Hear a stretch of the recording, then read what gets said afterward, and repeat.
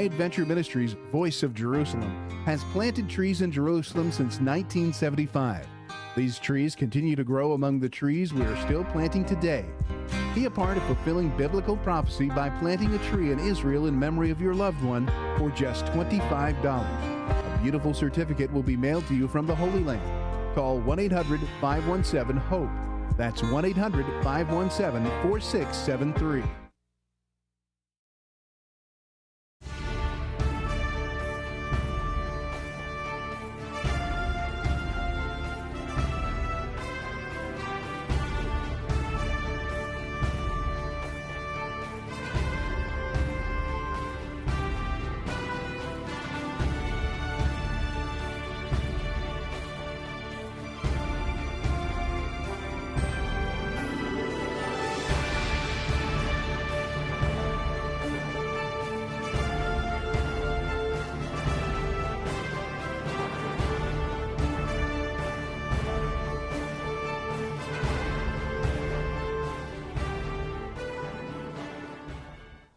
Hi everyone. Oh, am I glad you're here.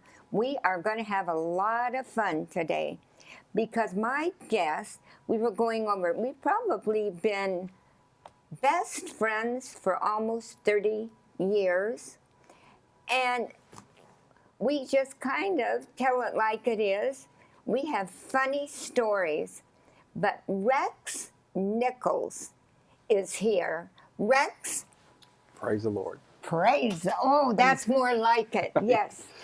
And Rex is married to the beautiful Bob Rogers' daughter, Rachel. But that's my wife. I know it. I think I know the whole story. Don't you? I think you do. You do. You think I was part of the story? I believe you were part of that story. You think I actually met Pastor Rogers and Pastor Miss Margaret through you. That's how I met them.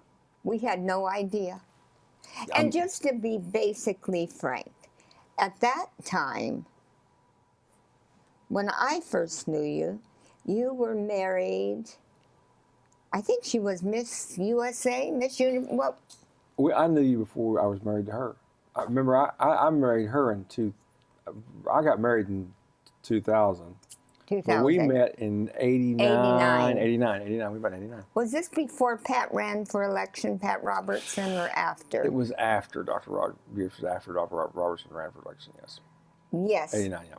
And Bishop John Jimenez, a lot of people know the dear old bishop. Ann and John Jimenez. And they... That's how I met you. That's what I was going to That's tell. right. That's Don't steal my That's how lines. we met. That's how we met. It was through the Jimenezes. Yes. Dear friends of ours, of yours and well as mine. Oh yeah, the bishop comes over and he says, I spoke to Ann 2 days ago. well, now She's you'll have doing another. well. She's doing well. I bet she's going to say, they didn't turn you too loose on TV, did they? She might say that, but of course, she loves you. She sure loves you. How long were you in that church? How long you were there? How many years? I started there in 1978. And the reason I did is they had gone on TV. And in all my life in Christianity, and it's been a long time, I would watch them on television.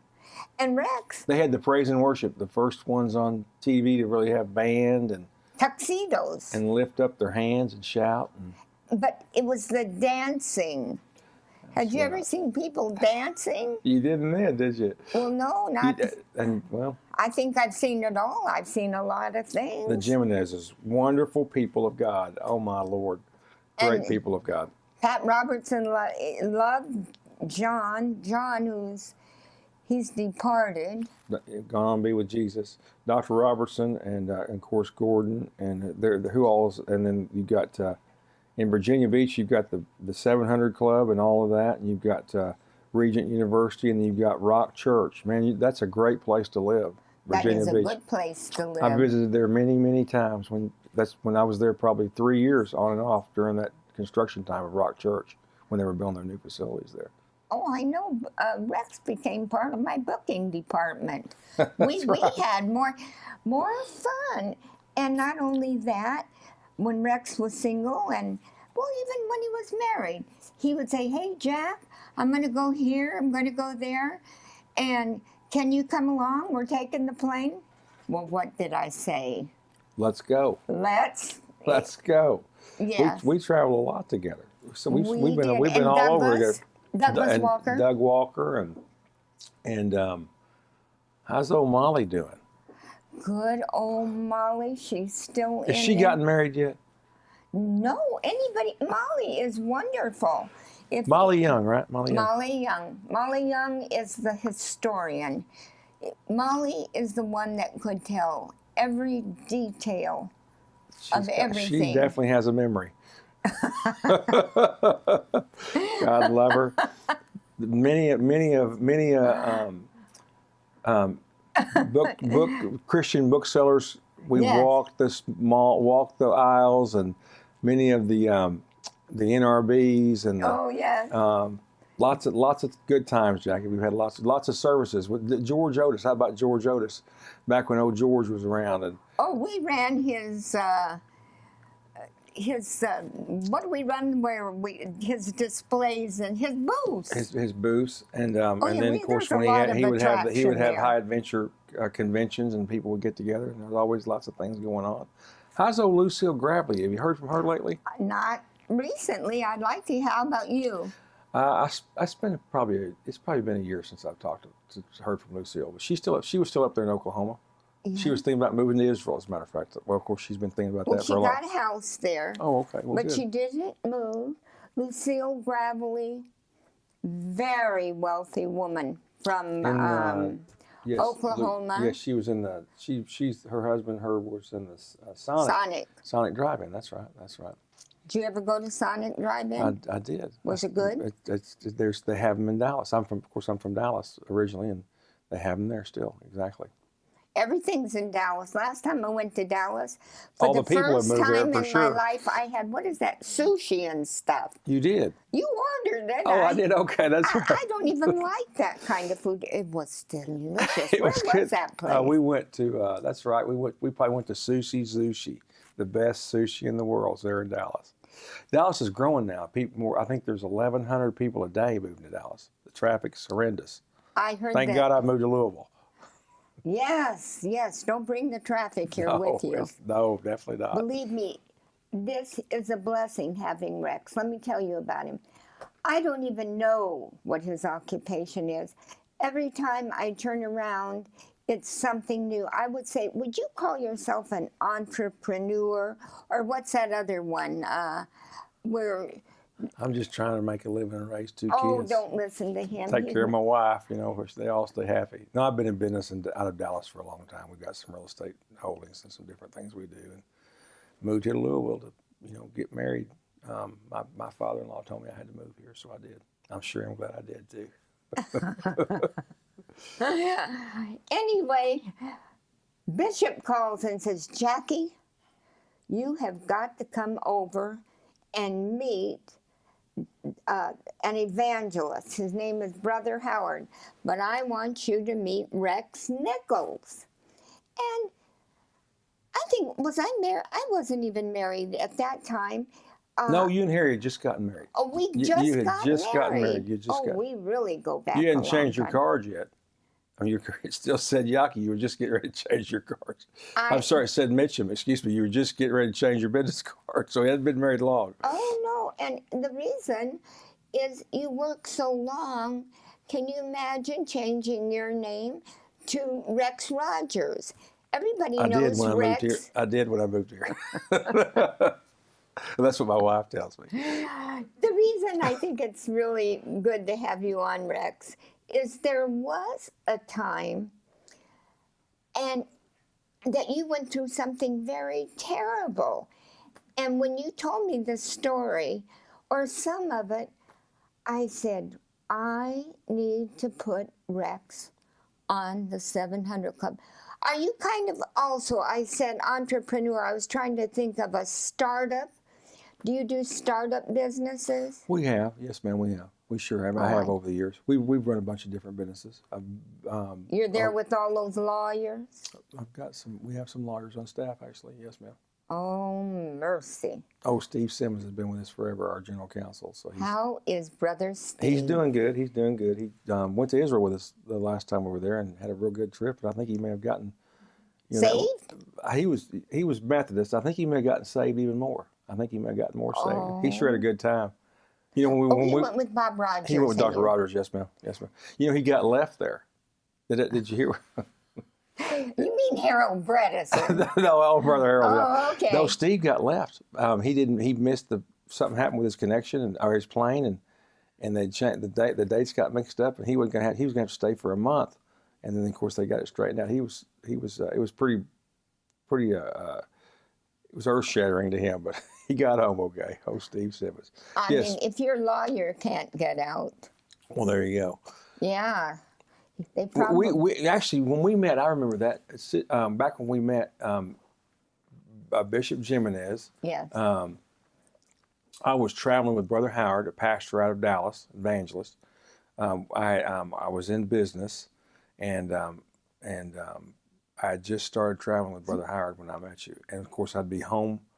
I'd be working 2 weeks, and then we'd be traveling. He travels. He still travels today, this day. And I travel with him for about 2 weeks out of the month. I traveled with Brother Howard for nearly 10 years. Did he get his tent up? Is his tent up now? He's in a building right now, and he's out in California in the service, and they didn't put the tent up because the permitting, I think. But he's in a building out in California in a service right now, in outside of LA right now. They're in. Yeah. How about something like Palm Springs? Would you say? That's where he's at. He's in Palm Springs, Yeah. out there in the desert. Somebody has to go to Palm Springs. Out in the desert. I'm sure they're having great services. They have good times, I hear. They in sure do. Palm Springs. And when you and I met, it was I had become pretty good friends with Bishop Jimenez. Oh yeah. And we he had done. loved you. You know, him and I were in business together. Did No. you know? Did you know that we did some business together? We were in the phone business together for a number of years, and that's how I got to know John and Ann, and subsequently that's how I met you. And that was a time I had been through. We were referencing before I got saved. I went through a hard time in my life, and that's when I was introduced to the Lord, and the Spirit of God came into my life in that time. I was saved. I was Methodist, but you know, I knew about God. I just didn't know He knew about me. Honestly, that's really what happened. Like really personal. Well, without then getting into a lot of information here, Rex. We've been talking about good people. You know, I just want to say, if you're there and you are a good person and you said, well, I do this, I go and I work in Sure. Where they feed the hungry, I do all, and people, and they're so wonderful, you just know they're great, and you talk to them, and they know about the Lord, but how we've been It's hard for a good person to. I believe it's harder for someone that's a good person to come into the real knowledge of God. Of course, everything's possible, but sometimes, you know, people, and I'm not talking about someone that's saved and spirit-filled or somebody that's walking real close to the Lord, but a lot of people don't think they need God. And because they're so good, you know, they make the right decisions, they live they live a moral life. They're not, they don't know they need God, because a lot of times they really don't know they need God. And it's because they live right, they make right decisions. There's never been any kind of situation where they needed to call upon God, because they kind of take care of them things themselves. You know, they you know, how do you say it? They're a good person. They're a good person. I think it's harder sometimes for a good person to come into the full knowledge of God than it is for somebody that's living like the heathen. You know, I mean, the scripture says, you know, better to be cold than lukewarm. And so sometimes when someone's a good person, they may be just lukewarm in the knowledge of God, or in their walk with the Lord. I have a lot of friends that, and I'm sure you do too, that are really good, fine people. Wonderful. And you wouldn't have any problem trusting them, putting them in fiduciary responsibilities over your checkbook, for example, or letting your kids be, let them take care of your children. But when it comes down to, following the Lord, or going to church, or reading their scriptures, or really seeking after God, I don't think they need that.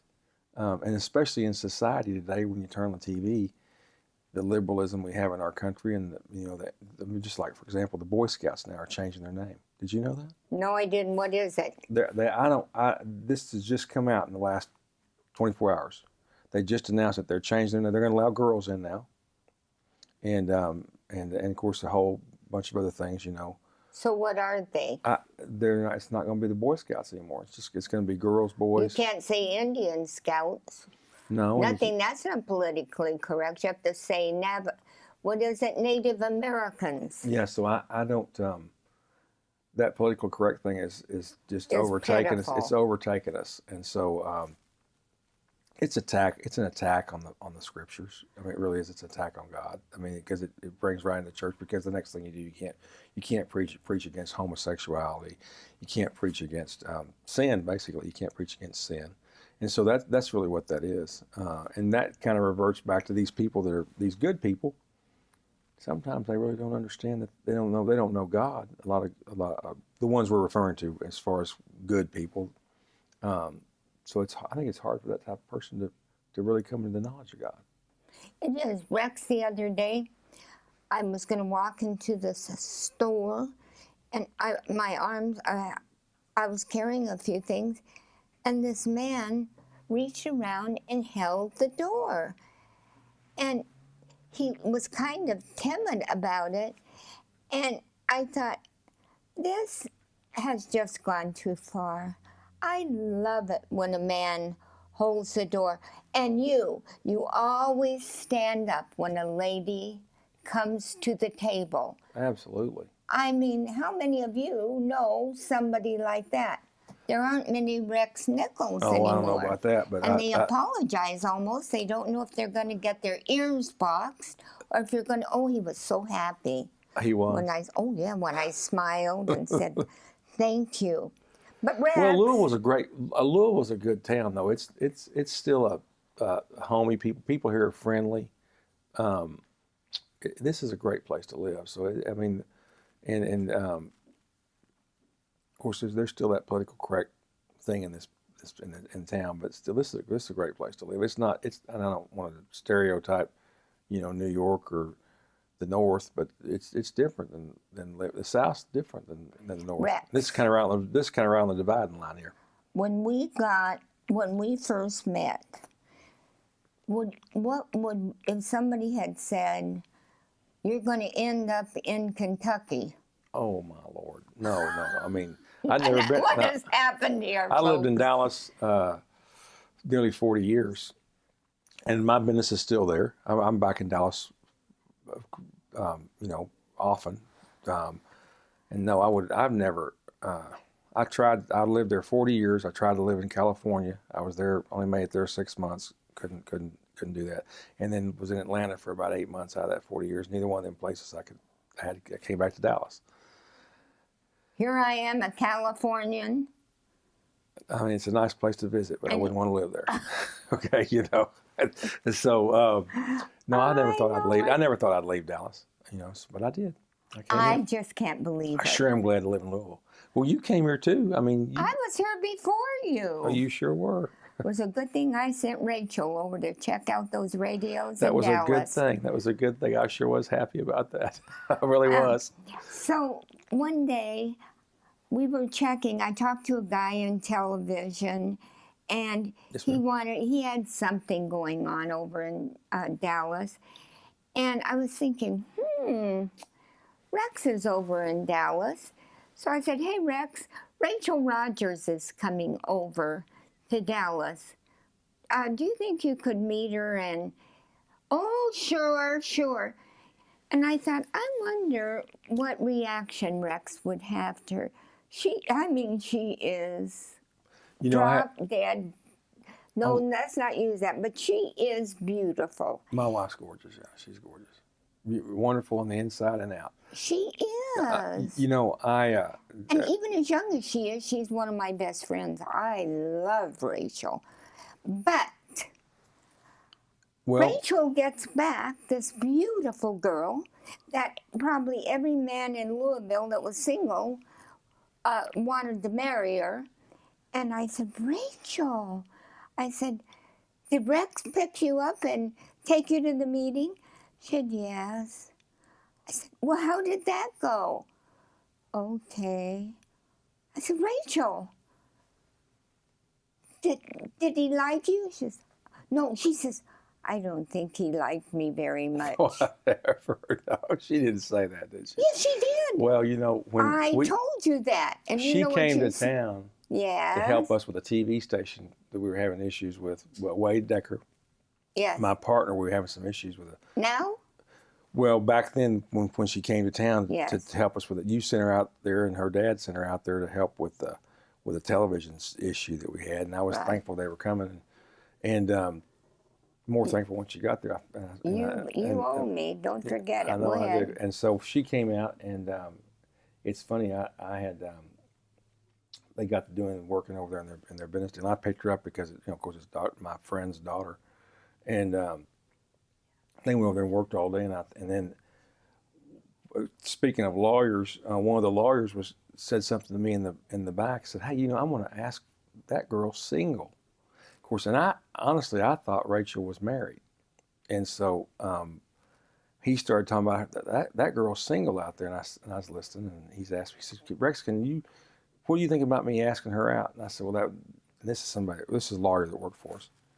And I said, that won't be a good idea. I said, That's not one of your better ideas no. for the day. I said, no, that won't be a good idea. I said, that's not that's not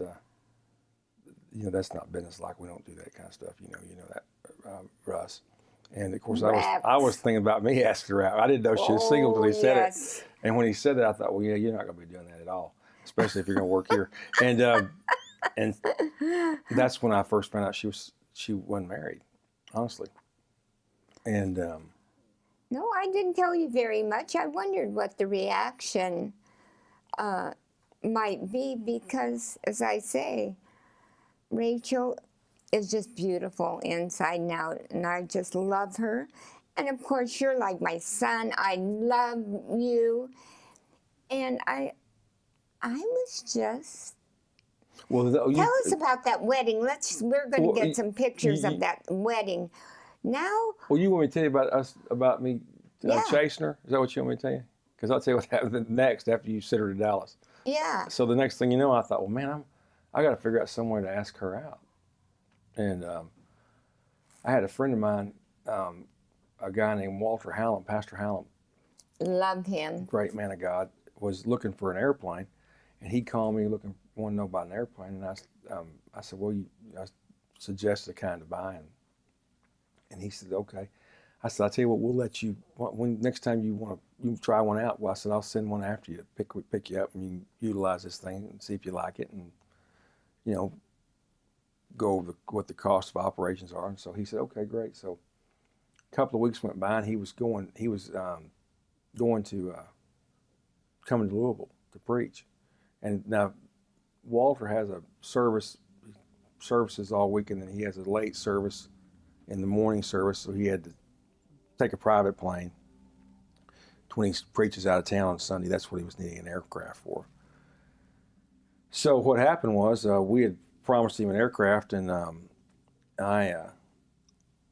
whatever they promised him was in maintenance or something, and I was going somewhere, and we were traveling that week. At that time I'm a single father. My wife passed away from cancer. You were friends with my wife, and we lost her several years ago. It's been 5 years now. It's been over 5 years, and I was taking my kids to Disney World, and we were heading off that weekend. And Walter was going to use this. Walter was going to use this airplane. And do you know this story? No. And so I had they called and said it was out in the shop, and I was like, well, I'll take him to. I said, well, I'm going that direction, kind of. And I said, I'll take him, drop him off. He's going to preach at Dr. Rogers' place. I said, I'm thinking, well, maybe I'll get to see Rachel. Oh, yes, maybe. And I won't invite my other lawyer friend. No, he's not. Oh, no, he doesn't need to go. No, and so the next thing you know, so we went by and I picked up Walter, took him out here to Louisville to service that evening. And before that week before we're leaving, Pastor Rogers had asked me to bring him something. And he said, hey, just would you mind if you're coming out here with Walter, just put that in Rachel's hand. I thought, well, great. I said, that's a definite thing. I'll definitely come out there and do that. So I got out here, and that's when we started talking, and subsequently asked her out, and then we ended up getting married shortly thereafter. Because I went through that hard year with you. We've done everything I really wanted to, but the main issue is I want to talk to you about something miraculous that happened. This is for people who want a personal, that don't know what we're talking about, how God can speak to you in different things. And I'm going to cover that in our next session. I want everybody to watch this. How much time do we have, Jenny? Oh, we've got 1 minute. Rex, have you ever planted a tree in Israel? I have. Oh, it is so wonderful, and you get that Several. Beautiful certificate. I've done it through y'all's organization, through High Adventure. Well, of course and it's good. We do a good job. It's a great thing. And I'm going to go be with Pat Boone. We're going to go look, and Rachel, we're going to go look at My those wife's going with trees. you, that's right. Yep. So we're going to run a little spot. I want you to think, if you love somebody, what can you get them? It's unusual, it is beautiful, and call us, we'll plan it and send them a certificate from you, and you will have a tree in the fields of Jerusalem. That is a fabulous Rex, thing. That's a fabulous thank you. thing. Thank you. See Thank you next week. Thank you for having me. High Adventure Ministries, Voice of Jerusalem, has planted trees in Jerusalem since 1975. These trees continue to grow among the trees we are still planting today.